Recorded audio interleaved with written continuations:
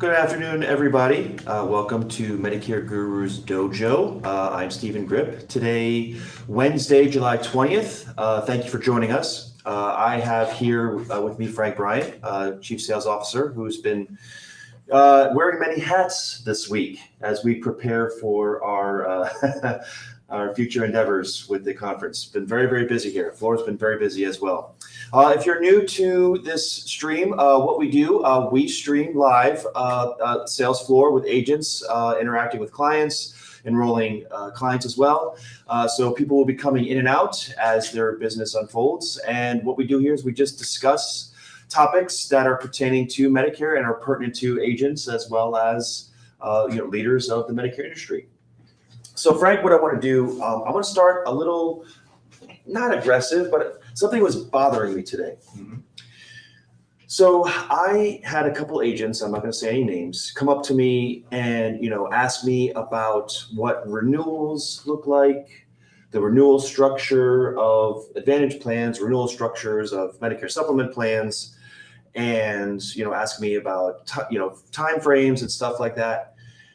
And it bothered me because it's like, why are you worried about things that are going to happen later when you should be on the phone selling? I hear the phone in the background ringing, and it's like, why? I understand that you're intrigued with money as an agent, but you're going to make money when you start getting better on the phone. So I'm just bringing this topic up, like as a leader and a chief sales officer, what kind of conversations are you having when people are just so concerned with money long-term when they're missing opportunities on the phone and immediately and changing that dynamic? Well, one of the things that you run into is that sometimes it's a matter of not clear expectations are met or set. We deal with a bevy of products, right? We have our ancillary, we have our Medicare supplement, and then we also deal with Medicare Advantage too as a backup for when they can't get a supplement. So there's different pay structures involved in each. Medicare supplement is by far the best. Correct. Because it pays, industry standard is a 12-month advance. Anyone out there who's getting recruited by an FMO saying, we can offer you 12, everyone offers a 12-month advance. Right. It's like, that's the first thing checked on a contract. But then it pays, every month on the 13th month for the duration of that policy or until it hits the step down phase. That's very easy to predict. Correct. Medicare Advantage tends to go a little bit different. That is a flat fee for different types of services. So like this year for conventional Medicare Advantage with a Part D program put on it, like for first time enrollees, $575 for the first year. Right. And then on top of that, when it renews, it pays out the renewal rate, which is 50% of that. So but my question is this, because we don't have to talk about the breakdown. My question is, how do you get agents to get out of that long-term mindset and get them focused on immediate production so they can make that money? They have to be absolutely clear about how the accumulation works. Okay. 100%. So that's the expectation I'm talking about. Okay. They got to be 100% clear on how their pay works. Every agent in the world should be absolutely worried about their money. Of course. I don't like dealing with people that don't worry about money. Yeah. They don't motivate themselves. They come over here and this turns into a coffee break scenario or a social get together and gathering. And those guys. Right. They're always next to the water cooler. They're always sitting there. Oh, this. They also end up being toxic. Right. This is not a place for personal entertainment. Right. This is a place where we go eat. So you want to have people that are knowing their money. You also want to have people that know that there's a long-term payout and projection there, right?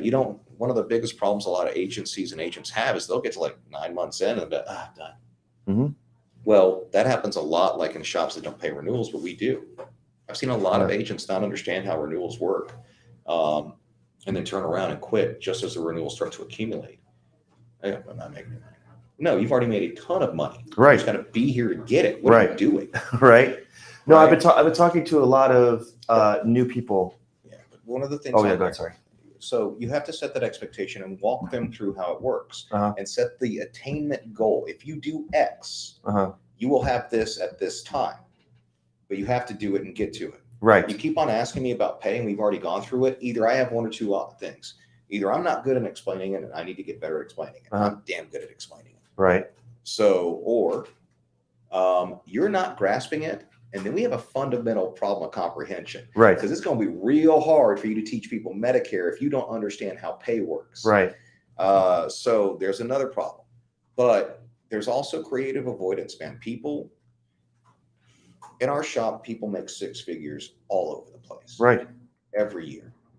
Right. It's a matter, for the way we set up our stuff, it's a zero-sum game. You stick with this long enough, you become basically proficient. You in our shop will be making six figures in a pretty short order of time. Yeah. It won't be tomorrow. It won't be the next day, but it will be within the next 24 months. Yeah. And what's crazy is that creative avoidance you can see it in some new agents. And I'm going to transition a little bit to bringing on new people who have no Medicare experience, but are hungry, and want to see that attainment. Because like with Matthew Casey, he is a very intriguing character because he came on, he's jumping on the phone. I was talking to Victoria. Victoria has told me he's on the phone all day. Yeah, because he knows how he's going to get paid. He knows how renewals work. And I'm just so fascinated with the why. Like, how can I get new agents to see that?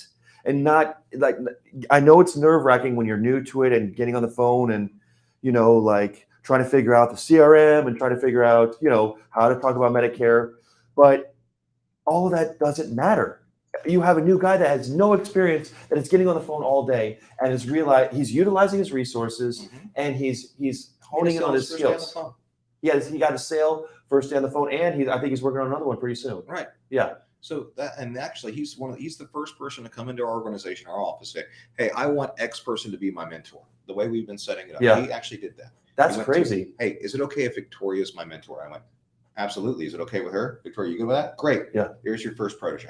Yeah. Right. So that's the way it's supposed to work. But the issue that you run into is that you're not going to.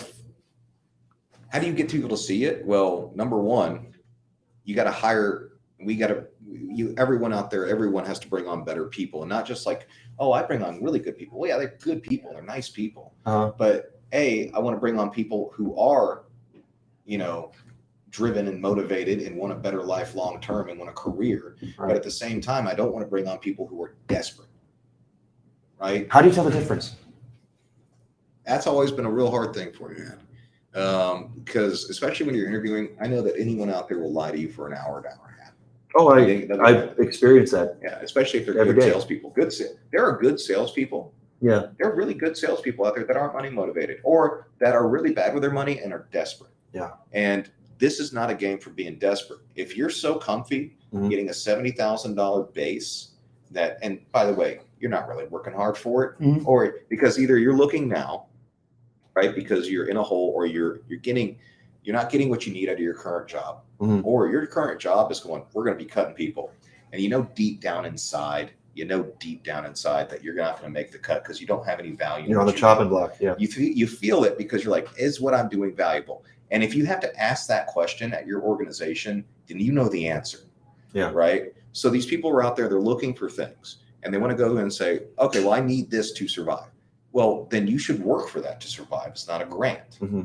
Number two, if you're that far in the hole where you are leaving a position that you're making six figures right now, and you have to just be granted six figures for showing up, I'd love to know exactly what you did before, and how you were successful at it, and why aren't you still doing it? Right. First year, because I'll tell you what, I don't give a damn about your MBA. I don't give a damn about what you've done in the past. I give a damn about if you're competent right now. What are you going to provide? What are you going to contribute to this? Right. So the reward we have is immense, but it's based on production.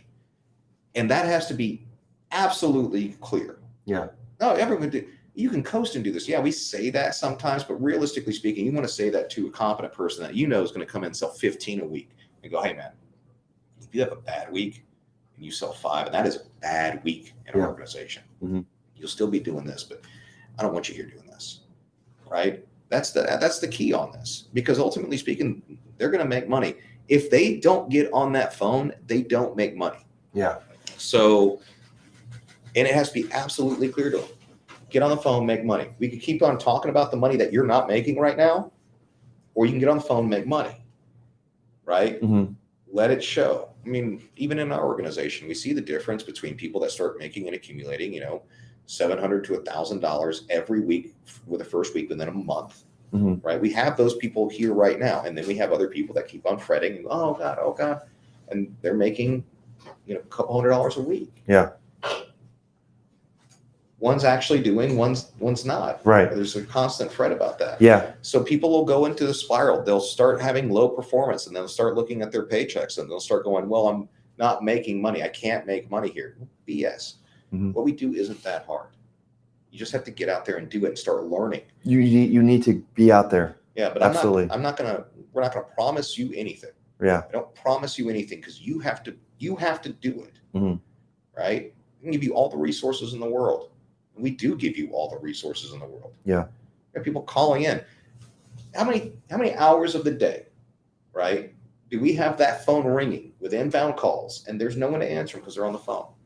It's all day. Right. It starts at 8:15 and ends around 4:15. Oh no, yeah, because I'll get calls at 5:15, so Yeah. they're still trying to put it in. Okay. It's just everyone kind of leaves because they're exhausted. Right. Well, then let's look at that too. The activity. Oh, I am on the phone. Well, what are you doing on the phone? Uh-huh. What is your activity? Yeah. Right? That's what we need to look at. And not dials. Why Yeah. aren't you closing these deals? Yeah. Why is there such a marked difference between performance? Why aren't you emulating what's successful around you? Mhm. Right? Because it's not a bridge you can make everyone cross, right? You Mhm. can't force them to do this.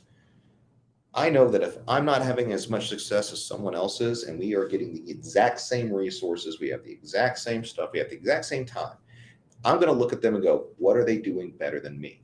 And I don't have enough ego or pride to eclipse my greed. You know what I mean? I'm not going to say, well, they do it this way, but I do it this way. They're acting ethically and compliantly. I want to act ethically and compliantly, but they're doing it this way. I am more comfortable doing it this way, but I'm not another $100,000 a year more comfortable doing it my way, Mhm. right?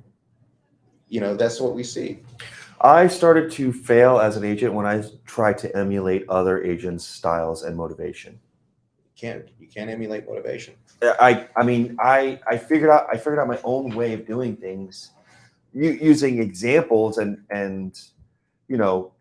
adding it to my own repertoire. But I realized, like when I first started in my career, I was trying to emulate successful agents. How many successful agents? Well, when I started at Go Medigap, it was 2019, and I was green as green can be. And so I'm listening to, and you can listen to calls to top agents. I listened to maybe 2 or 3. I listened to a female and a male, just going to get a different perspective. And I just held them in such reverence that I tried to emulate them, and it just sounds so disingenuous, and it just was very frustrating. You were listening. Well, I mean, one of the things on here, and I don't mean to overtly No, just. it was a rookie criticize on mistake. it. Yes. You were trying to get too many mentors. You're trying to learn from too many sources. Yeah. And you need to find out and take from one person who is having success that's far and above yours. Mhm. And you need to look at them and you need to start taking, and you make it your own, Yeah. right? You make it your own. You don't have to say it exactly like theirs. And you try it and you try it and try it. And then you hit that peak over there, right? Because I'm telling you, those guys that you were listening to also had listened to other people. But you go and you try to make it your own and get as successful as you can with some of those things. Mhm. Some of the things that they do will not work for you. Right. Some of the things that you do are working out better than what some of the other stuff. I mean, we can all learn from each other. Right. But you should learn from each other one at a time. Yeah. And then you go, okay, I'm really having a success. I've had a measurable positive difference. And I've gone through their process. And if they're really good, I'll tell you this right now, if they're really good, you learn their process quick because it doesn't change. Right. They are standardized in their approach. They might get taken off in a conversation somewhere, but they go right back to where they were. And that approach, those bones of that conversation, the bones of the house that they're building, are there. So you start doing that, and then you go listen to the next one and see what they can put in there. But you shouldn't listen to all 3 at once. It's too much. That's why we have mentors. Well, I'll help you on the floor. Right. You should really be paying attention to that person because they got success, and you need to master. Do you think that's why Casey recognized that and latched on to Victoria, and that's why he's starting to listen to her just Oh. solely and then just apply it? This is not Casey's first rodeo. This is not his first sales career. He's Right. had success otherwise. Right. Casey is already very successful in his previous career, and while that I won't go into the details of it, that career in general doesn't pay out that much. Uh-huh. He's a top earner in that career. Yeah. So now that he's switched over here, he's going to apply it. He's going to turn around and just murder it. And he's just one of those guys. Yeah. He's like a Jacob. He's like me. He's like Yeah. you. Right. He's just going to Figure it out. He's not only going to figure it out, he's just learning. He's just really taking it. He does not like to lose. He just stays on the phone and finds. Oh, we like those people. Love them. But you shouldn't take all of this information and go. That's one thing. Everyone wants to help so much. They want to go, oh, well, check out this, check out this, check out. You can overwhelm someone with sort of good information and a whole lot of bad information right now. And as we're expanding so fast, we got a lot of people that do not have their feet under them trying to help. Right. Expert. That's what needs to be mitigated. You have to find not someone you like, but someone that's actually making more than you. Yeah. Right? Who's been there and done it or is doing it right now. And then you get that person and you learn everything you can off of them and you stand on their shoulders and you look at the new horizon. Mm-hmm. And then you go, now what's the other guy, the next giant I need to stand on their shoulders? Mm-hmm. And do that over and over again. And next thing you know, you have new stuff that none of them have ever thought of. And they think it's and you have a crazy foundation. Right. But it's only done one brick at a time. Uh-huh. Do not try to go get 3 people and incorporate 3 different things at once. Yeah. That will wreck you. Yeah. I mean, it didn't wreck me, but I learned that quickly. Yeah. That I was You're a weird duck. You're smart. Most people satiating my presentation as that. And I'm not there's this thing. Not many people are as smart or as intuitive as you. I mean, this is the thing. You can't make That's sweet. You can't make your perception on how everyone's going to interact based off of your avatar. Right. You have to build an avatar of the majority of people that you deal with. Uh-huh. And that's a really hard thing, especially if you're a humble guy. You're a smart guy, but you're a humble guy. And you like to see the best in people. So you think that people are going to have like that same sort of like self-actualization. Dude, you're right. You're absolutely right. Right. So that self-actualization, you can't make you. I don't understand why they're not there. Yeah. They're not there. I mean, you're very smart, right? Yes. Thank you. You know, you have a great sense of empathy. You have a great moral code. Are you asking me out, Frank? No. Okay. No. I'm taking. I'm sorry. I know. I met her. She's a wonderful woman. I met her. She's really wonderful. So. No, but I get what you're saying. Like, it bothers me, and it probably bothers you while they don't have the same self-actualization and the wherewithal to, realize that whatever path they're taking is good for them or whatever path they're taking is not working. It used to bother me more. What changed? You got older? It's not going to change people. Yeah. And also, I'm not going to sit there and instead of trying to fix each person individually, I'd rather set up a system where the people can excel and fit in their levels. There's this thing where everyone wants to build just an army of Terminators. Yeah. Like absolute just killers and robotic, and they can do everything perfect. And but the bottom line is that's not what the world is. Mm-hmm. And that's also not what you need. Yeah. Right? There are different skill sets that set in that people excel in. Maybe they're not the best salesperson or closer in the world. Can they get the job done? Yes. Maybe. And the world needs administrative support. The world needs accountants. The world needs these things. This is not a job for everybody. Right. But if I try to make it a job for everybody, then none of the people who suit and fit into this role are going to excel. Mm-hmm. And then I'm going to be stuck with mediocrity. So I am comfortable with people making their own personal assessment that this isn't for them. I've seen idiots succeed at this, right? But it isn't for everybody. And quite frankly, we had the conversation similar the other day, and I was taking it into consideration. And yes, it's my job to try to give people the environment, to try to elevate them. Right. But at one point, there's another thing that occurs here, right? I'm looking at Price's Law and the general rules of production and things of that nature. If I get 10 people on a floor, 3 of them are going to account for about half of my production. That's common. Right. If I get 100 people, it's about 10, maybe 12. Yeah. All right. So, They're going to account for 50% of the entire floor production. right. So, do I spend all my time on the brand new guy who is contributing nothing? And if he stops listening, he stops developing, Yeah. right? He's not doing the extra work because it's a huge reward, Mhm. but you've got to work at it. And this isn't like, hey, man, you're never going to be in the NBA Right. kind of stuff. You can give yourself enough time and put enough effort into it. Everyone gets to the show. So when I talk to those people and they're like, oh yeah, and then they just kind of stop caring, they stop working. Mhm. Do I spend more time on that, right? Mhm. On a guy who's not going to even account for that much? Or do I spend a little bit more time with that core and their 1, 2, 5% in production ends up being, right, a 1, 2, or 5% increase in production for most of the floor production.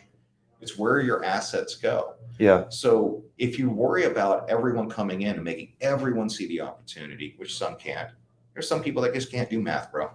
Yeah. Right? I'm serious. No, Continuity. you're right. You say continuity income to some people, renewals. Mhm. You know what you're talking about. If you're not going to get what you're talking about, It's relevant. right? Yeah. But those guys right there, you have to maintain your core of competency and production. And sometimes your impact's going to be a lot higher doing that than constantly beating your head against the wall on the new guy. So you got to give yourself a time frame. What's going on, and you also have to divorce yourself from the overall results of that each individual. You can't control that. Yeah. So that used to drive me nuts because I used to listen to everyone. Why can't you make this person successful? What did we fail this person on? Well, sometimes you don't. Mm-hmm. Because ultimately, they don't have to work here. We don't run a collectivized farm. Right. We're not forcing their workload. I can't whip someone who's a volunteer. That's true. Right? Yeah. So Metaphorically speaking, for the people who are watching. Yes. Right. That's Well, here's my philosophy, because I do agree with you. Like, you want to feed your top feeders because that's going to bring you the most production. But I do it a little differently. When I ran teams and when I run a floor, let's just say you have 10 agents on the floor, right? You have your top 2 who are killing it, right? You have your bottom 3 who are barnacles. They're just hanging on the boat. Mm-hmm. That means you have 5 middle ground people. Mm-hmm. They don't know if they're going to be good or not. They're not terrible, but they're not the people who are at the top. So what I do is I focus all of my energy on that middle 5. And the reason is because I'm going to sift through those 5 to see who I can get to a top. Because the top 2, they'll come to me if they feel unchallenged. And I don't have to worry about them because I will give them what they need when they ask for it. Mm-hmm. I don't want to mess with those 2. And they like their freedom. Mm-hmm. And they're producing. The bottom 3, I don't have time for because they're not going to change. They are in their own way. So the middle 5, I'm going to allocate an ample amount of time to all of those so I can figure out what I can do and how I can help them to get from middle to high. Yeah, but you're not spending all your time on the bottom 3. I'm not. Right. I recognize that they're going to weed themselves out. Everyone starts off at the bottom. That's the question. You think so? Everyone starts. You're brand new. You haven't sold anything yet. You're at the bottom. You have to earn your Right. Okay. Sorry. Yeah. So at what time frame does that occur? What are we looking at? It's different for each person. Right. That's right. It's subjective. Right. But there's also a fine line for your top producers. Yes, most people, not everybody, but most people love freedom, right? They enjoy that. But everyone hates neglect. That's very true. Right. And this is one of the biggest traps out there. They go, how do you not neglect your people? Well, we should check in with them every quarter. Oh yeah, we can check in and see if they need anything from us. Yeah. Yeah. Fast forward 6 months. Yeah, on a scale of 1 to 5, I rate you a 5 just on like attitude, whatever. And that's what? Now you're pissing off your top performers. Right. So you have to try.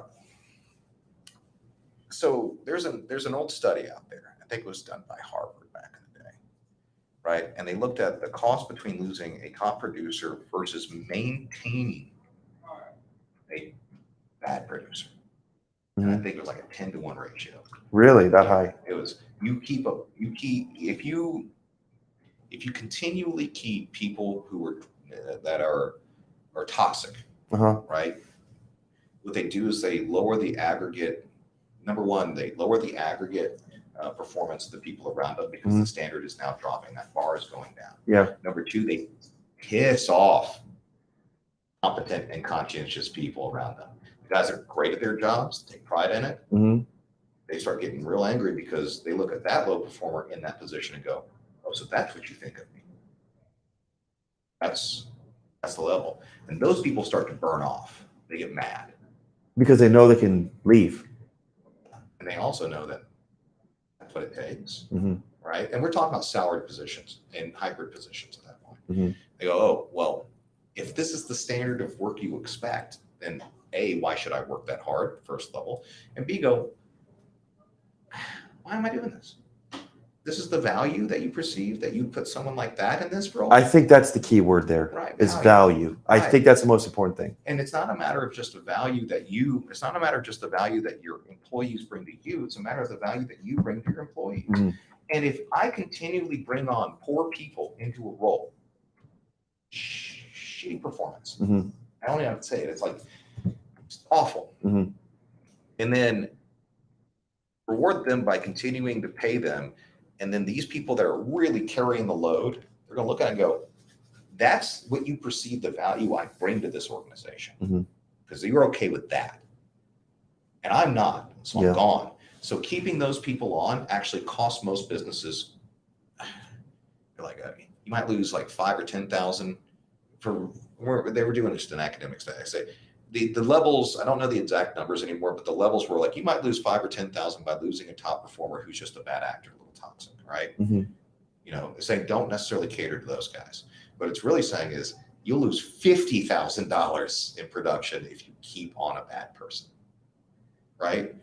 Well, then you run into, there's a study on that. There's actual evidence of that. That also still adheres to Price's law. Now, the problem that you run into is this. What is good and what is bad can be subjective outside of the sales world. Performance, accomplishment, well, it's easier for us. It's what's on the board. Yeah. You sold. And that's what we stick to. Right. Keep it simple. Right. And that way I don't have to justify, well, they make more because I'm not going to put a subjective number on it. Your production is what you make. So the flip side of it is that when you look at that, you're also going through it, right? You can build a system to where I don't have to parse resources other than my time. My time is the only variable that the agents here can't control. Because I delegate that and I allot it to the people. When you're first year, you get a lot of it because I got to bring you up. And then you get your mentor. They're getting a lot, but I'm still available. But if you notice, like on the floor, I'm high-fiving and asking the top performers and the people who are doing good, how are they doing? Right. And by the way, they aren't doing good because I'm high-fiving them, I'm helping them out, I'm handling their problems. They're not doing good because of that. Right. I'm doing that because I know that that is a good assignment of my time. I'm still helping the brand new people. But then there's the middle ground people that are just kind of hovering like, okay, there's still a place for you, but I'm getting a big return from your top. So I want to maintain them. Interesting. I want to maintain your top performers. And I guess that's just the way that it works here, because when you are feeding into those top performers, you have that middle ground that is going to either make or break it based on what they see. Because instead of us coddling the middle ground and saying, "Hey, let's play some games and let's give you some cards, and then you are rewarded for those games and cards," the top performers are like, "I don't feel valued." Right. But when we talk about what you just said, when you're high-fiving and you're like praising and lauding the top performers and spending my time handling their problems and answering their questions. Right. The middle ground people will make a choice to say, "I want that. That looks great. How do I get there?" Or they're going to say, there's going to be, a green, envious person. Right. And also, well, it's not just green and envious because it's easily fixed, right? The middle ground makes a choice. Your early majority will make a choice to go. Those guys over there are having a lot of success, and they are also pestering Frank. They're pestering Griff. They're pestering Jacob. Right. The top performers still demand your time. I'm not injecting myself into their life. Right. They're coming to you. Right. Yeah. The smart ones that are in the middle ground, not just the ones that will continually hover there forever. Right. But the smart ones that have the ability to get to the up, they will start pestering you. Right. Hey, what about this? Hey, can I ask a second? What about? Yeah. You ask me, I always got time. That's why Stefan is leading the floor Right. as a new agent. He is making the effort to take those extra steps. Yeah. We reward that by saying you're doing great, and he's getting more money Right. because of his own efforts. Right. There's other people here that have come in the same time frame, Mhm. right, or similar time frames previously. They Mhm. don't. Yeah. So, do I take a Stefan and then take away development resource and time from him Mhm. to force that time and resource onto someone who's not really interested in it or doesn't believe that that's really for them? Where's my best time? Where's my You best got me time? thinking about this, Frank. You got me changing my mind. You're not going to break that general principle of it. And this is the problem. It gets worse when the unit gets larger. Mm-hmm. Because if I go up to 100 people, then only 10 people are doing 50%. So you have to break stuff into small teams to distribute the load. I hear this all the time. The average team sizes of organizations out there are anywhere from 35 to 60. It's insanity, and they lose great people all the time. The turnover rate of their top producers is insane. Right. They don't feel valued. They don't think they're bringing value because they don't feel valued, and they constantly look for something else. Yeah. Well, you're not going to have any time for your top performers and to make them feel loved and get the things that they need if you're managing 50 people directly, hours in the day. Yeah. And then you're constantly trying to build up people. So you need to break those teams down. Mentors, man. No more than 5 people at a time. Yeah. That way, that distribution, you'll have your very low performers, your draggers, they'll burn themselves out. You'll have your middle performers that want to go up. Mhm. Some of them will, some of them won't. They'll still make great amounts of money here. Right. Then you have your top performers, and they never want to leave you. And you just keep feeding them. Right. And you don't feed them different resources. Don't hold leads out. Yeah. Don't take away the ability for, do not give anyone an excuse to say, well, that person's only successful because. Don't give anyone that excuse because they'll take it. So you can't, that's one of the biggest things. These guys get fed. Well, they know they're getting fed, so that hurts them mentally. Mhm. Everyone around them now discounts the things that they do right. Yeah. Doesn't learn. And then those people will justify not improving.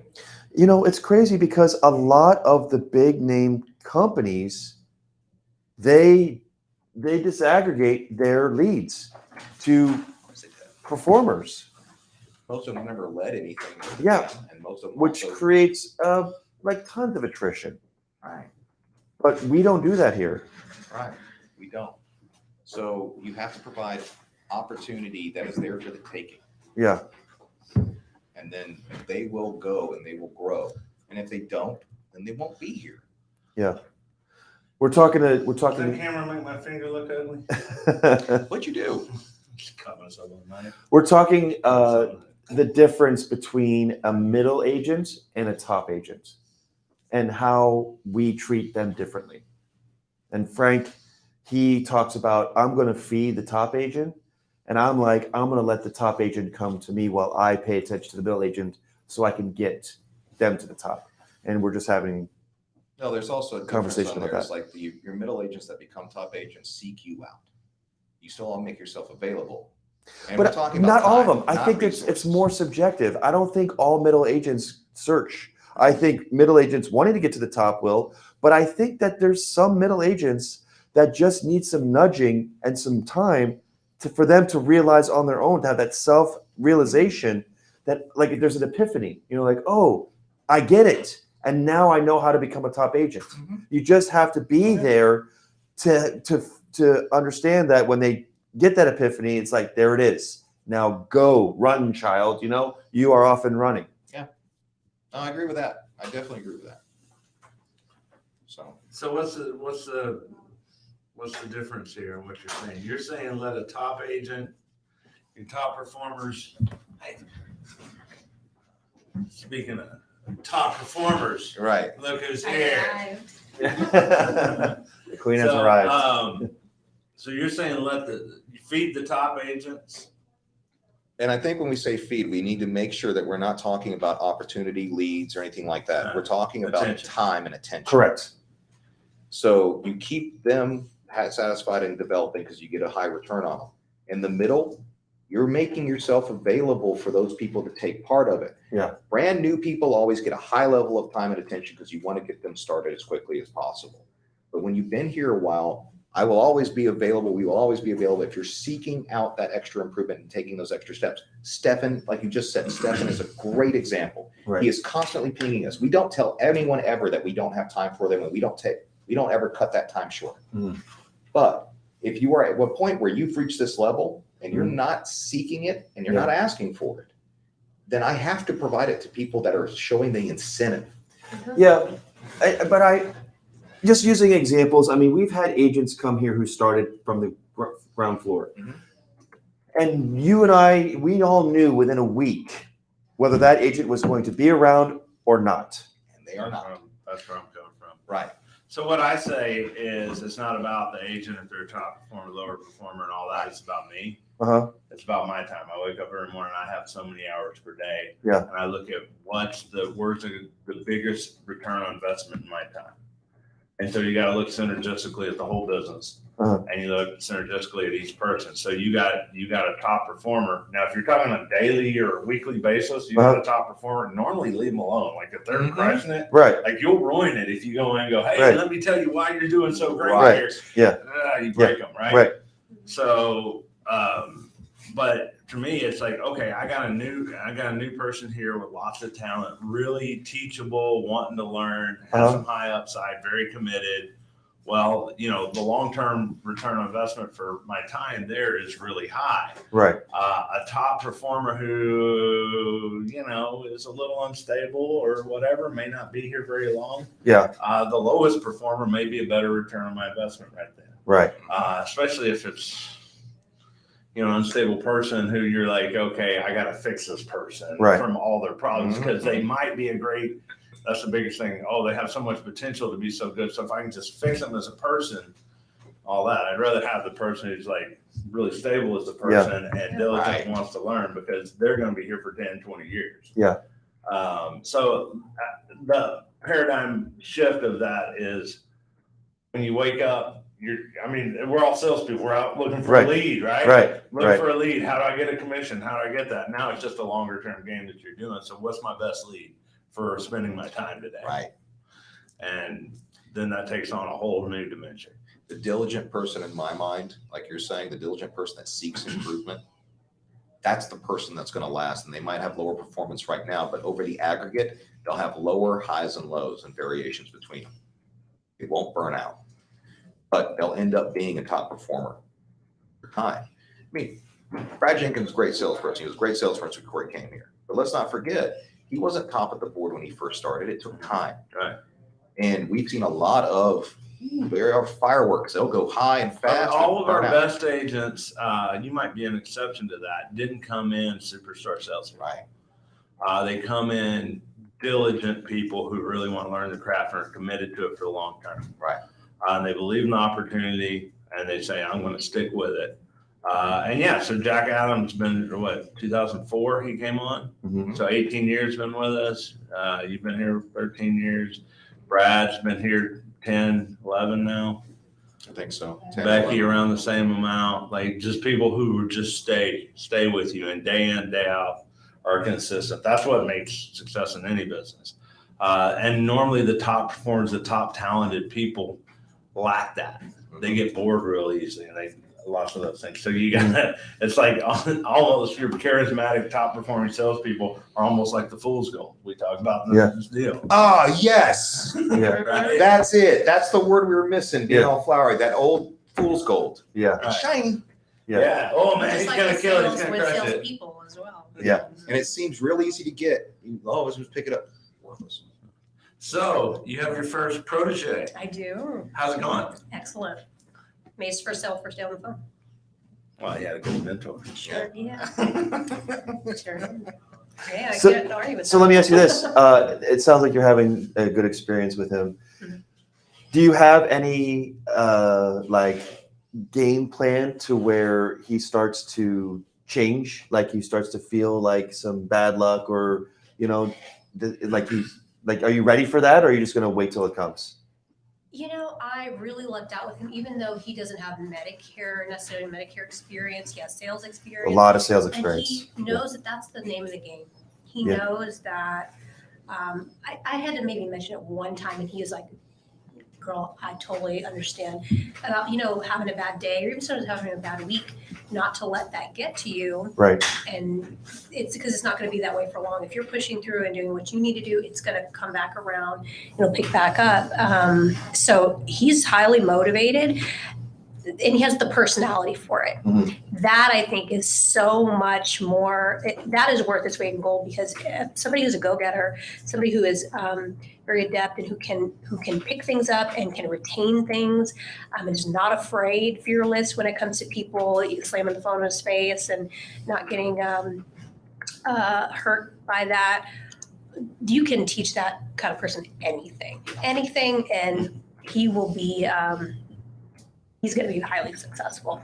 If he'll self-study and if he stays diligent. And he does, Sure. and he is, and it's great. I want to hear the story. I heard it just in passing the other day about how she became the mentor here. It's kind of a testament to our organic economy and like how we don't try to dictate things from on high. Can It you was tell me so what happened organic. It was. Yeah. It started off, he's like, hey, Frank, I don't want to offend you or anything, but is it okay if Victoria is my mentor? And I went, Right. is it okay with Victoria? And then you take it from there, because that's when you got involved. Yeah. Well, so you were tied up. You'd helped him on a sale, right? Yeah. Well, I was kind of sharing some. So, he was new, and mostly Frank was kind of getting him set up and all this and that. And I try to keep my ear out for people who are newer to see if I can help, or because Frank is but one man, a great man, but he's Especially but one. this week when everyone's on vacation. Right. Because there's only one of Frank. So I try to keep my ear out and try to tell people, hey, look, if he's not free and you need something, I can help in any way I can. And so I think I heard him. He had some questions. I could tell he was like looking around, and I was like, hey, you need something. And then we started talking, and he started kind of asking me how it goes, and I would help him here and there. And he was like, you know what? I think we kind of were vibing, like the way I was speaking to him, he was getting it. And I could tell, he's totally understanding what I'm saying. And he was just like, you know what? Can you be my mentor? I'm like, yeah, I think that's how this. Yeah, I think this is going to happen. Yeah. And then there we go. Did you guys put in approval from the home office in New York and put in the right paperwork? No, it was all organic, and we just all that manifested itself. Wait a second. Are you taking on positions without approval? Yeah, right. No, so I mean, I think that's interesting. I think the viewers will like it to know is the culture that we're putting in here is the order the rules that come to mind. Like no one gets to dictate your future without your consent. Right. So anytime anybody does something, like you said, what do you want to be? It's most places, and I've been in them and created them, where people sit in here and they say, okay, here's the people, we'll put this one to that, and it's like whatever that decision is. And even if it's the right decision, if the people didn't get to choose it themselves, it's the wrong thing. But for us, it's, we had talked about, Victoria's getting ready to take on proteges and stuff like that. But I don't even know if we talked to you, but if anyone talked to you about it, but I know we're just bar talking, like, she's going to probably be the next one who takes on someone. And it automatically happens just because you're there on the floor. Yeah, I think it just and goes there's no structures or hierarchies. It's just we're all helping each other. Yeah. But you do have one assigned mentor. You have to have that, but you get to choose it. You get to choose them. They get to choose you, and no one has to live with someone they don't like. Exactly how it happened, and I think we didn't realize it was happening till it was happening, and I think it just goes to show that when things happen organically, that's just the best thing for it. Because when you try to push things, it doesn't work out. Point in case, was it 2 weeks ago?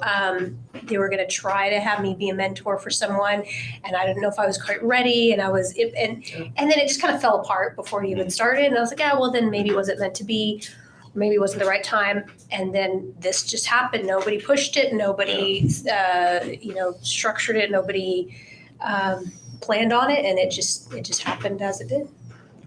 Yeah, I think I learned this putting together teams. Like the best I can figure something out is just enough to start leading the conversation. And in the end, the best way to build something that works and sustains and isn't just toxic is you get talented people with varying skill sets and you put them in a room and focus them on a target. Say, this is the hill we got to go tackle, and you kind of let it go. People always, you try to fight with me for promotions and past ventures I've done. They come in and you can see the whole game playing and all that. And I just know we don't have titles here. We don't have that. And then when everyone stops that, they'll go down on the floor, and then all of a sudden there will be a leader. It organically and naturally emerges. And it's normally not who you think, because most business leaders think most business leaders are busy. They do what's easy for them. So the guy who politics them the best and has the most charisma, they say this will be the best leader. It's actually the opposite. They're the most toxic person in the organization. But it's the person on the floor probably without the most charisma, who doesn't do the politicking, who's on the phone, really knows the stuff inside and out, and people are coming, the go-to person for advice that just naturally happens. Then long after that happens, if they don't want the title, then you can give it to them if they need the power from it. Yeah, and that's not anything about what this is about. This is about me, that I started to realize that this is somebody who has a lot of potential. And I think he kind of just started realizing this is somebody who could help me fulfill that potential, and it just worked out. We didn't seek out each other. It just, You guys were looking at the people involved, not the positions. Mm-hmm. And that way you guys can benefit each other. And who can figure out personalities?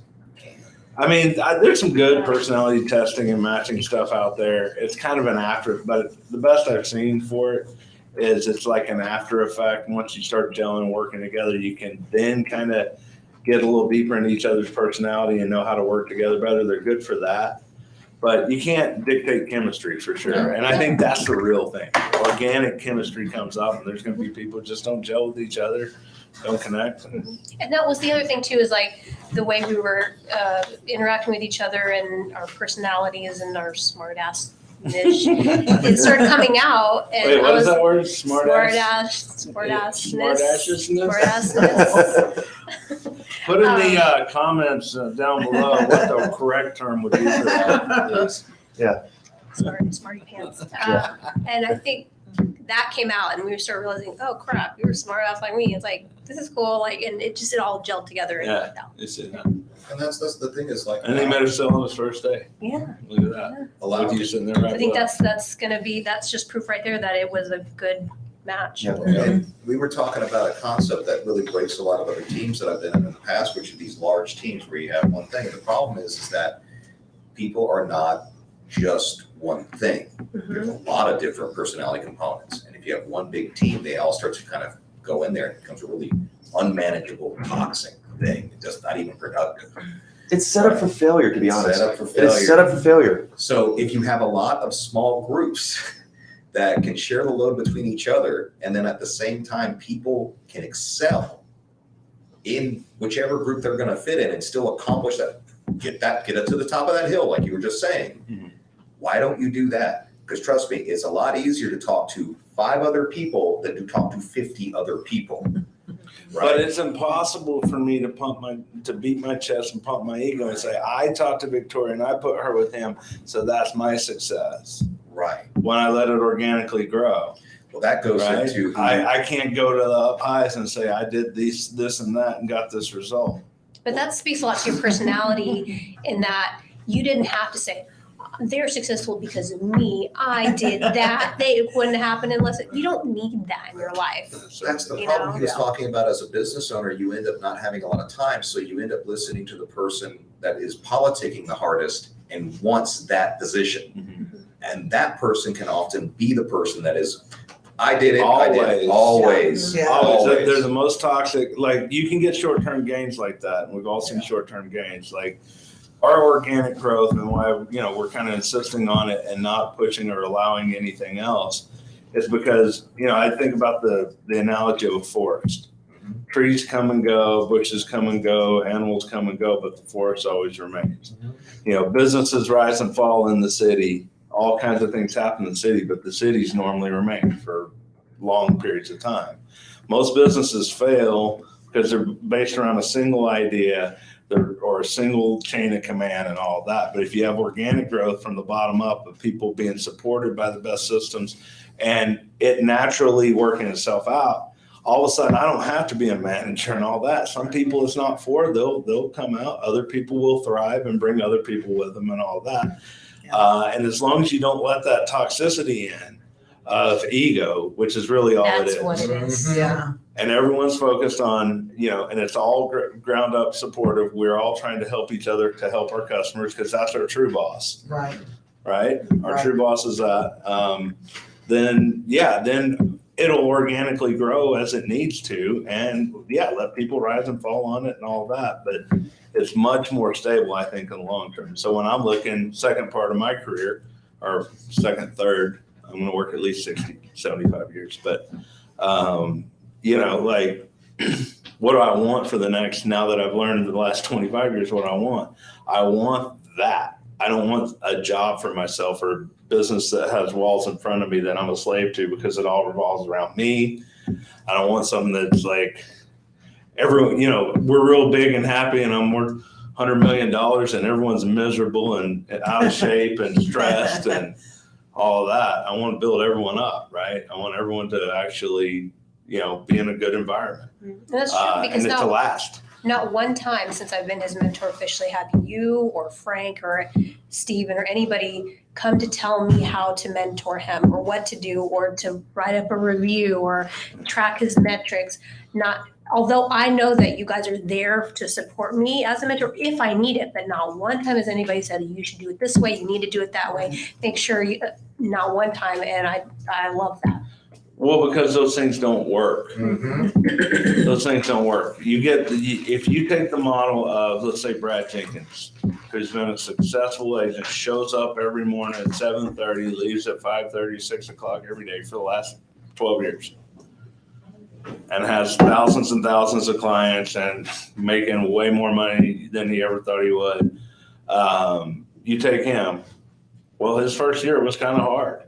But he was doing his best and he had steady improvement and all there. We have some core metrics of competence. Like, if you're making a sale, you probably didn't make 50 dials that hour. Right. So there's stupidity that we have to stop. But really what we're looking for is someone who's doing their best and giving it all they have and constant improvement, because you can make it in this business. I mean, almost anyone can if they have that. And if they're with people, and as long as the environment's right. It doesn't support the egos of 4 layers of management, but it does help that single person. And that person who puts in that time, 6 months, a year and all that, starts making a really good living, starts doing that, they're going to become the best agent. They're going to become the most successful agent. They're going to be diligent. They're going to be there for a long time. They're going to be grateful for their job. They're not going to go job shopping because they went through the hurdles to do that. But they're going to be the most competent towards your clients too. And that's what we're really looking for, is that, the tree that grows in the orchard and becomes that thing that lasts forever, not just to develop, something real quick for the next week's harvest, next summer's harvest or something like that. So spray a bunch of Roundup on it and get them bugs. I'll ask you, Penny, what have you felt has been an improvement for you since you've been here in the way that they've had things structured here and the openness? What has one thing that you've seen an improvement in your own sales game? Well, I mean, it's amazing to me that, just being in an environment that, I know I'm supported. I know anybody will help me. Whoever's the closest person to ask, if I snag them, they're going to be there and help me through my questions. So that's a very good feeling.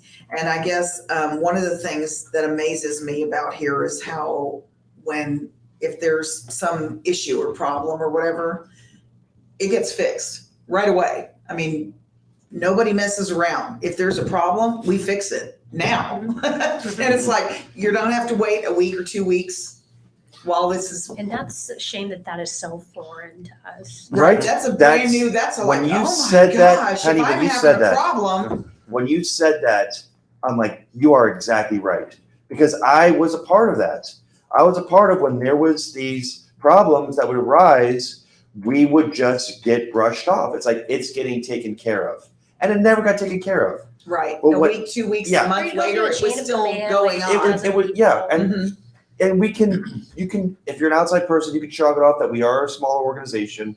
But you know what? There has always been things that have arisen here that is immediately taken care of. And if it's something that's more complex, we're told that it's complex and it's going to take some time Right. to fix, but there is an end result. And we're kept up to date on. I mean, like, That's the if best there's part. a problem and it's gonna be hard and it's Yeah. and it can't be instantly fixed or whatever, Yeah. then we get an update. We're told on the Yeah. ground floor Right, here, it's- we're told, yeah. you know, this is what's going on. This is what we did get done yesterday, and this is what's gonna happen, and about when it's gonna be fixed. Yeah. I mean, like, that's phenomenal. to Those me. mature feedback systems and all that we Yes. put in place over God knows how long. It- The biggest reason for that, and it's, everything we've ever built, is the agent is the most important thing. There's one focal, like I say, put people in a room and focus on something. That point we talk about is you on the phone with the client. How do we get the best clients in here, the best, most qualified clients as much as we can for you? And then how do we train you with the best systems and support and all that to do that? Because the agent on the phone with the client is what we're all here for. And that interaction is the only thing that matters. And so, when we get tickets in the IT department, software technology and all that, it's like, oh, this comes from the floor. Let me, not necessarily stop what I'm doing, but we have time set aside. Okay, we have to look at triage these things, make sure they're right, which ones are critical and not. How do we, and we have mature communication methods Yeah. that are in place, so you'll know at least what's Well, going and on. the fact that we're I'm glad to updated hear on the you're floor, liking yeah, that. just, Yeah. I mean, the fact that we know on the floor, oh, it'll be by 3 p.m. makes it totally like, oh, I can work around this until it's Well, fine. and Like, it just makes you feel like some sort of ownership about the situation. Mhm. I alerted them to the problem. They took it seriously, and this is how we're working on it, and they're going to get it fixed. But I mean, it makes us feel more empowered to do what we're supposed to be doing on the Yeah. phone. So I think that's huge. For And me, it's not, you don't feel like there's the black hole. right. Like, that- well, I at told them one about point- it a week ago, and I That's never it. heard anything, or it's none of Right. that. And that's, the reason for that, by the way, isn't because, what we've done this year or whatever, it's what we've done over the last, 15 years. But it's, there was a point where we were growing real fast a long time ago, and that's what it was. Mhm. We have processes built to help people, and they're doing workarounds and going around spending all their time how to do a workaround around this Right. and that. Exactly. And what all they I had to said. do is write down this and that happens. And it literally problems that would take 5 minutes of time for a developer to fix. Everyone's working around and creating hundreds of hours Right. Right. That's and how work it and got to access be. and other And all things that. to do. That's how Yeah. it got to be. Like I know I started to feel like, and I'm not a complainer, so if I bring something up or I complain about something, it's important Yeah. to our job, or it's keeping me from doing my job. I feel like anything I brought up or suggested or anything was always brushed off. And after a while, you feel like you're nobody to them. You're not important. Right. They I'm diminish like, your I value. thought, right. I'm like, I thought I was the one helping make money for myself, but for this company, What if the big important manager has no idea what you're doing Yeah. or how to go fix Right. that and all that? They have to tell you oh no, it's in process. You Right. sit in Yeah. your cube. I, sit- Right, do your right. thing, do your I thing. felt like I was just being Us like, important people are aware of all Yeah. the That's wrong exactly- things that y'all need to do. Exactly what it and seemed I would like. be told Yeah. that, well, you know what? I would be like, well, who can I'm like, tell my manager, can you fix this? Can we get somebody to fix this? Well, I can't. Well, what about above you? Eventually I got so sick of it, like, who above you? Well, you can't talk to him because he's in meetings and he's got other things. I'm like, Which, by the way, that's a result of the screw up too. right. I mean, it's like this person is too important to bother. Yeah, they could help you and fix your problem, but don't bother them because Well, that's it's ego important. leadership. Right. Doing what? The ego leadership versus servant leadership. There's also another If you thing wanna though, just- because it's not always, it's not that situation happening isn't always ego though. Because the problem is that a matter of time in between the noticing of a problem and there, we had to learn this lesson over 15 years. Like you said, we was the black hole, and we learned this lesson and clawed our way out of it. But you learned it. Well, that's the whole thing. We learn these things, and then but the problem is that screw ups, incompetence, miscommunications, these things, given enough time without being resolved, become standard operating procedure. That's Right. just what we're The told, just expect workarounds. that. Oh, we got to go to the That's spreadsheet and then normal. do this. Oh, yeah, we were meaning to get to that 3 years ago, but now it's a new, complicated, horrible way to work, and that's the new thing. Right. And all companies go through this at one point in their development. The key is that who gets out of that. Mhm. And I'm telling you right now, if you don't have a dynamic in a management and leadership structure, and you don't have trust and communication between your floor and your producers and those people, you're not getting out of it. So you got to be very careful how long you let such stuff sit. And you got to absolutely communicate with people. We're not getting to it until this, and this is done. Mhm. Say, I know it sucks. Just keep in mind, you're going to have to do this for a minute. And then don't go, oh, that's great. Doesn't you just, no, that's not supposed Just to be the deal way with it it is. now. Yeah. Admit it. Yeah. Don't Well, hide nobody's stuff. born perfect. No company is created perfect. And yeah, absolutely, troubles are going to come up. And sometimes, yes, you have to put things off, and sometimes you make bad decisions or treat people in a way maybe they shouldn't. But you learn from it and you correct it, and you Right. don't just say, "Well, this is just how it is, and it's dysfunctional." But that's just the way of life, and you do something about it. No. That's really good. Well, it is 1:00 on the dot, so this is a good place to end. Does anybody have any final thoughts before we head out? Well, I think it's been a good conversation. I came in a little late, but we don't have to stop at any given point. Oh, I know. We've just been practicing an hour when Yeah. it's kind of like cut it off, you know? Yeah, no, that becomes the norm too. And sometimes there's good Yeah. conversations. There are leadership meetings in this room at 1:30 on Monday and Friday. So we have to be out Right. at 1:15, 1:20. Right. But other than that, a good conversation doesn't have to be cut off. I That's do the cool thing about the internet. Yeah. I do have one thing I want to explore upon, because this is a different topic than what we started off with, but I like the concept of handling problems as fast as possible and communicating. Because it's not just a management or an IT tool that leads to that. That also occurs in the sales world all the time, right? We get set in on the way we're doing things, and it might not be the best way, or we get off a path. We'll diverge from a path that works because of a temporary situation, and then we never get back to what works, or Right. we always stuck in it. This is, I think it's important, especially because we might not have anyone watching right now, but someone's going to come across this that's going to help them out, which is you have to constantly be reassessing why you are doing the things and the steps you are right now. Always. I don't care if it's a presentation. I don't care if it's software development. I don't care if it's even making videos for people to consume and training. Always have to look at why I'm doing the things I'm doing, right? And if I'm doing it because I have to do it to get around this error or this problem, you got a problem. Go solve the problem, Yeah. right? And that kind of ties back into what we started off with. How do you allot or deal with people? Or we started off with, this is a funny thing about it, we started off with, how do you get people to really stay motivated and keep going, but do the things that will make them the money that they're talking about a year from now, right? Yep, that's exactly where we started. You have to keep on assessing this and going back to it, because our communications are going to change over time. The way we onboard people become more efficient, or in some cases less efficient. Right. We have to keep on looking at it. You can't just sit there and go, I got it. It's always going to be fine. It's always There's a gonna be difference between management and inspiration. Right. The bottom line is, I don't have to motivate Penny and Victoria and Frank and Grip, and I don't have to motivate you guys. I have to build a support system that enables you to do something, and I have to create a very good opportunity, and I have to communicate that opportunity effectively. I have to reinforce that sometimes. People get it, whatever. Hey, keep motivated on here. But in the end, if I do have the best opportunity in the insurance business, which I think I do, and I communicate that effectively, people will feel that, and they will motivate themselves to come in day in and day out.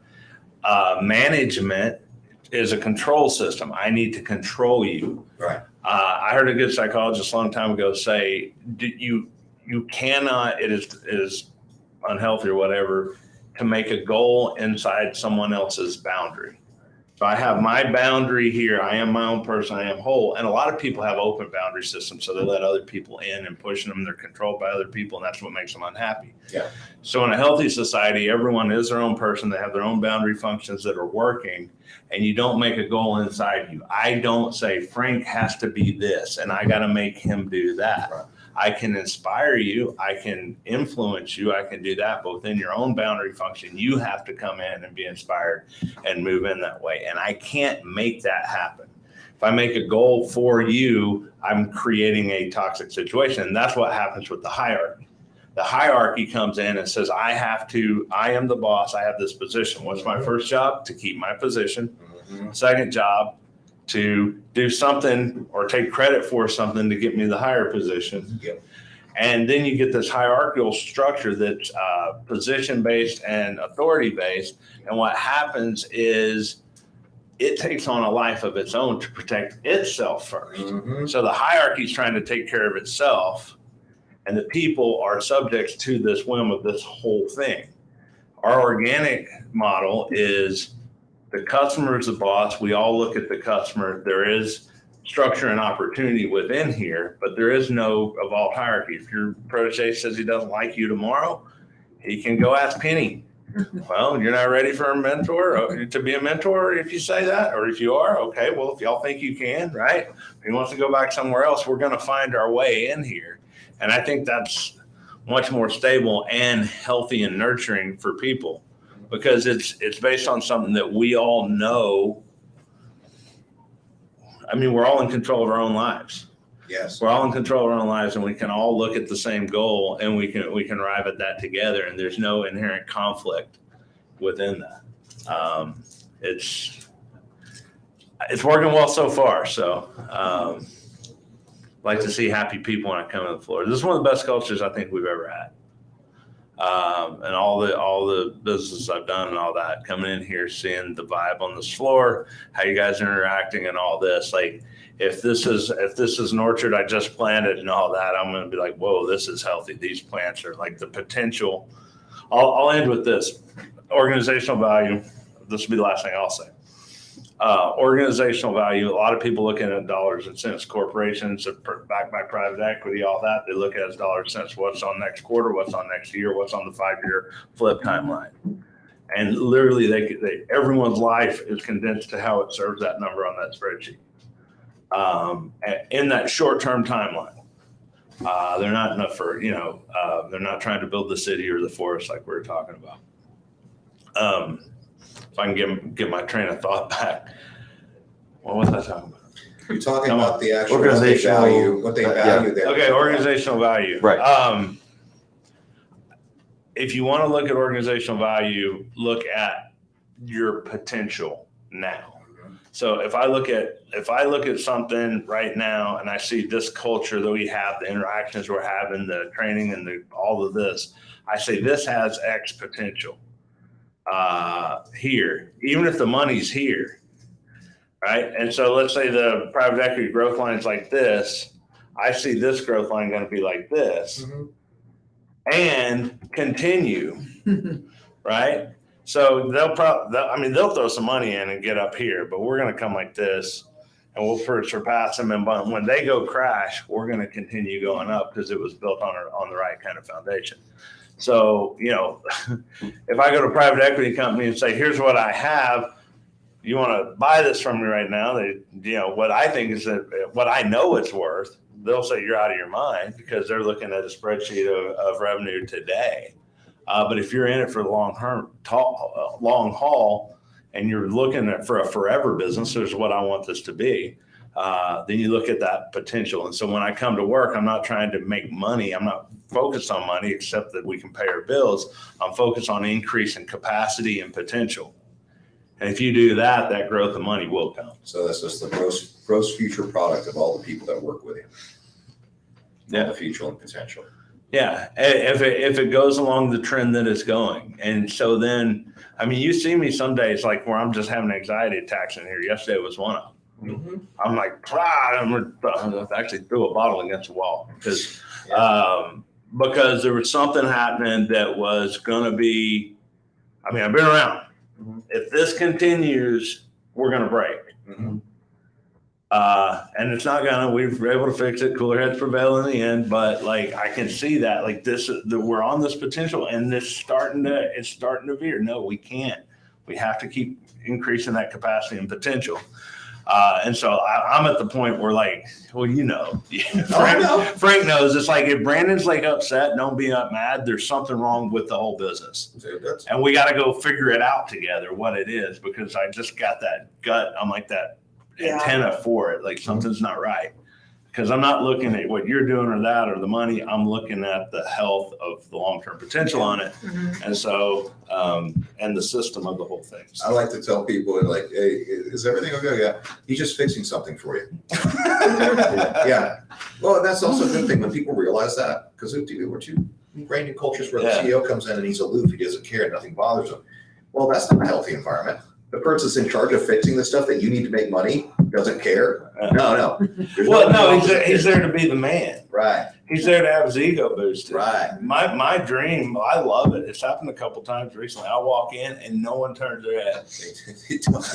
Right. No one even cares. Right. It takes a while. I've been in notice you're business here. 150 some people in there, and like literally there was a chain when I walked in the door. It went around the whole deal.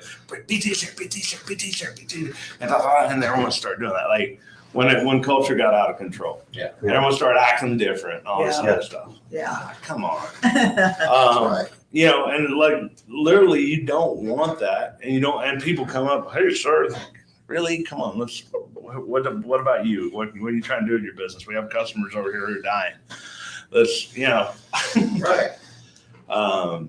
There's a difference. And I don't ever want to be there again. I mean, when I was there, I guess I'm opening up now. I guess that's not the last thing I would say.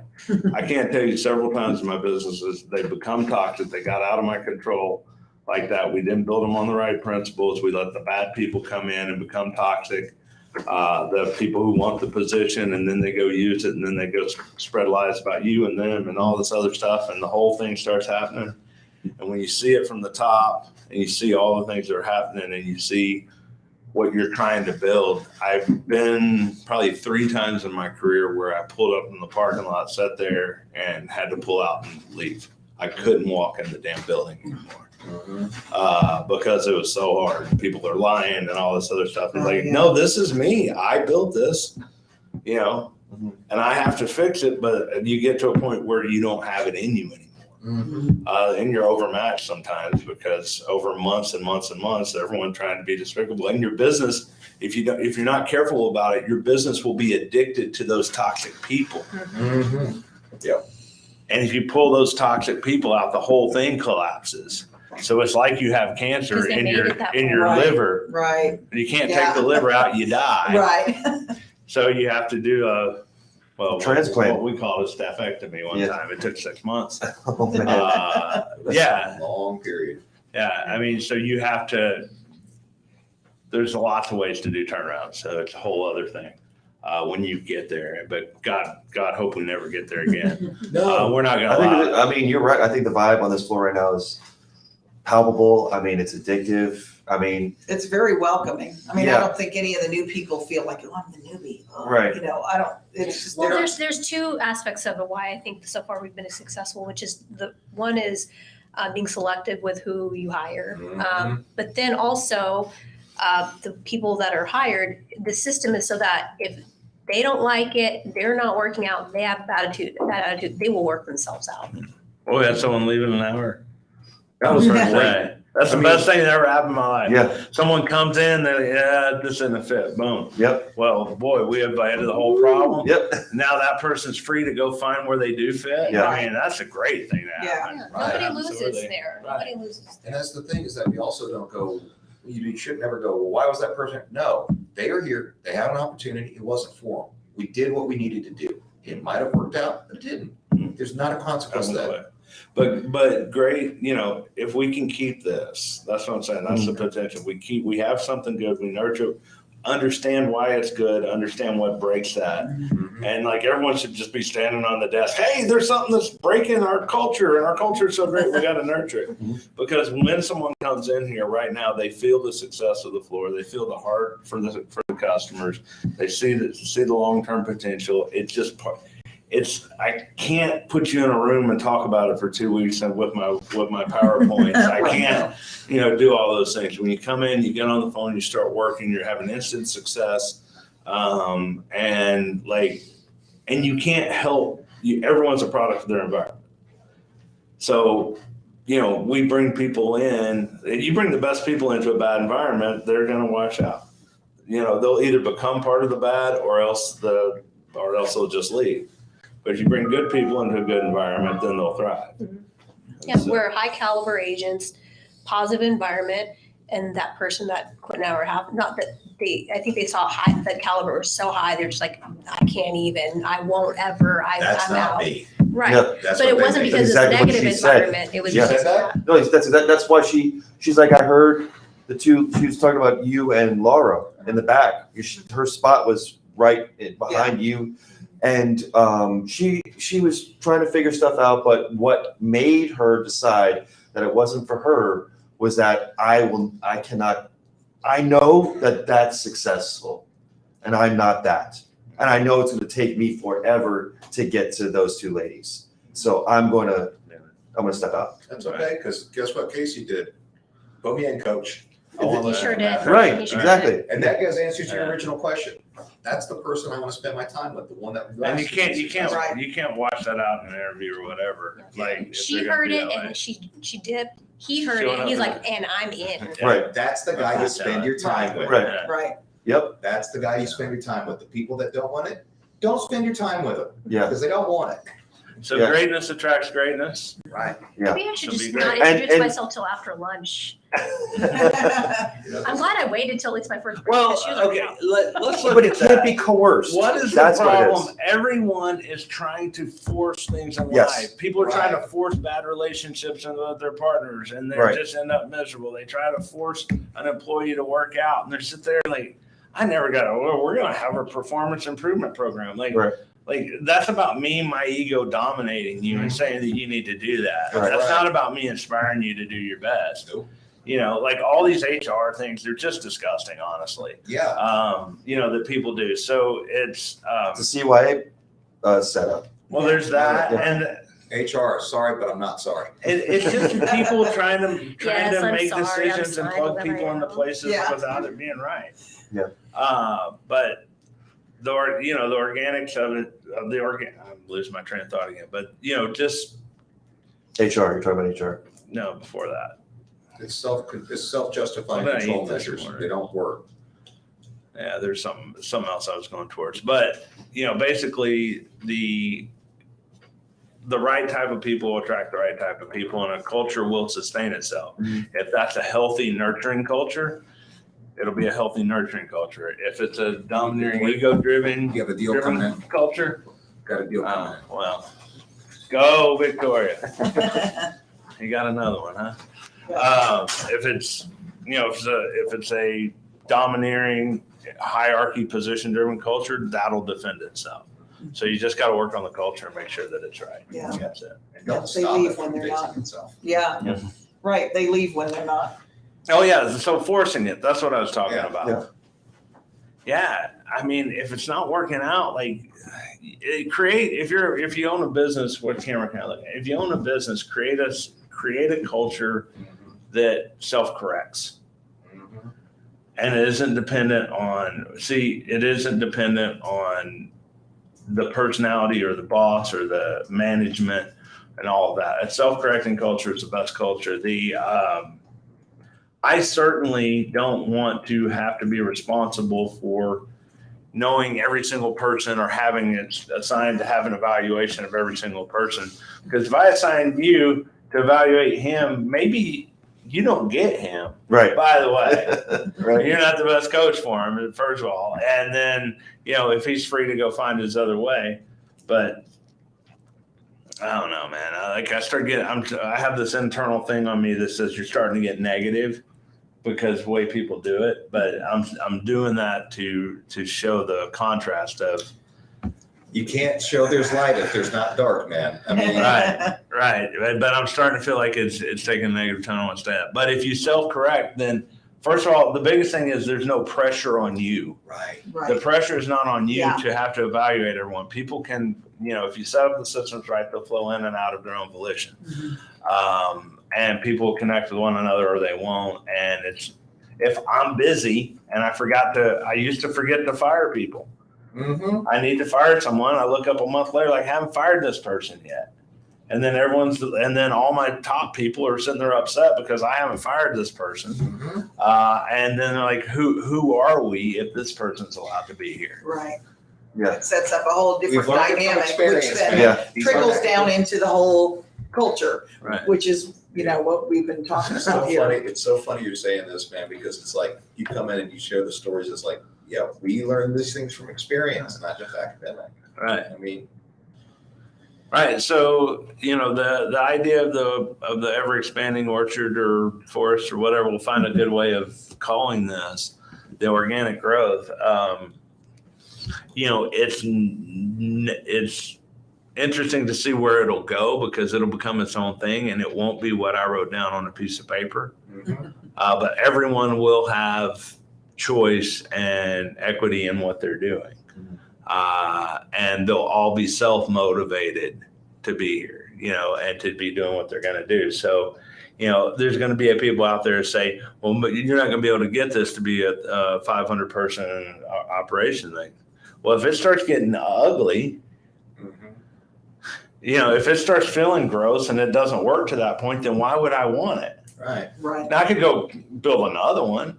You might could go find another location, all that. And that's where really going to be the question. At what point does it stop feeling good Mhm. and stop being right? And then it's like, why put 500 people in a room or 1,000 people in a building or whatever? Maybe you have 30 people here and 30 people somewhere else if you want to grow. Right. Or you just make this 30 people as good as 500 Right. people, There you go. which I mean, we've what- done before. I mean, that's right. what we've been known for. It's top I mean, top production per agent is what we've always you been and I known for. personally have done that. Yeah. I mean, what you want to have 500 head count instead of just the No, same. every time I go see industry people and all that, they go, "Oh, I know you, dude. Your per agent production is off the charts. We've never seen anywhere close to that." Right. So, I mean, so that's the point, And I get FMOs. I have 5,000 agents, and it's like, yeah, but you're working on small margins, and you got like, and you're producing what we are. We have about 10 agents and 15 agents that produce just as much as you do. Right. But I don't. But then they go to the carrier. Go, I have 5,000 agents. The carrier's like, whoa, great. And they go, how many do you have? 15. And they're like, well, never mind. You can go talk to our FMO. Until all that. President's Club And then meetings I show them the production numbers, and they go, whoa. Yeah. Right. Because you can do a lot more with a lot less if you're doing quality and not mass producing competence. And also those trips, those President's Clubs trips, where all of a sudden, and from I almost go back in the day, but and from Medicare Gurus we have Brad Jenkins, and from Medicare Gurus he's not here today, but Frank Bryant, and from Medicare Gurus Brandon Todd. What are we? How? And they were like, it's half the floor is over there. In 2001, we were in Aruba. There was 89 people with American Pioneer. I got some of those pictures on the wall when I was young and good looking. There's 89 people, I think, close to that. It was less than 100, around 80, 90, something like that. 89 comes to mind. There were 11 people. This is a nationwide conference, top performers. 11 of them were from Lufkin, Texas. Yeah. 7 of them in our agency, which is all 7 of us. And then 4 from my brother's best friend growing up, who my dad had trained and started a little agency there a couple years before. So 11 out of 89 people nationwide were from Lufkin, Texas. And everyone in the country was going, what's going on in Lufkin, Texas? That's like the best med sub area in the world. No, it's Frank Todd area. Yeah. That's right. Yeah, that's what it was. So bigger's not always better. Yeah. No. Don't mass produce incompetence. Any final thoughts? I think it's That's good. a great conversation. I think so today. too. I agree. Yeah. I love the dojo, man. You never know what it's going to be. Yeah. No, It can different be every everything, time. right? You don't know what it's going to be. Right. Yeah, I'm just looking. So, update for everyone watching and for you guys. This is going to go on till the end of time. Mhm. This is, I mean, not only if no one was watching, it would be great because what it's doing for our team, but like that other people can see it out there and all of that. I'm just really looking forward to the people we're going to hire 2 years from now. And the leaders that they're going to become. And, when Penny has her satellite office wherever, because she moves to Idaho in the mountains and stirs up a new thing or whatever, and then all the things that can spin off of it. Because every person, this isn't built around our social media publicist. She was talking about, this is like, we're like the Friends model and all that. It's not built around one person or one ego. Like Friends, everyone loves everybody, right? And everyone adds to it. Where it's not about one person or me or you or anyone else. And that's what's really cool is because every single person offers their own different thing. Depending on who's in the room, the dynamic changes instantly. Who's at the head of the table makes a difference. Who comes in when we're three talking, it's like that. And then Victoria comes in, then Penny comes in, and then I leave. And then it just shifts and changes. And organic. Yeah. And it's real. And there's so many people, and it's not that we don't do it too. Like here's the 4-step approach to doing this or whatever in the studio.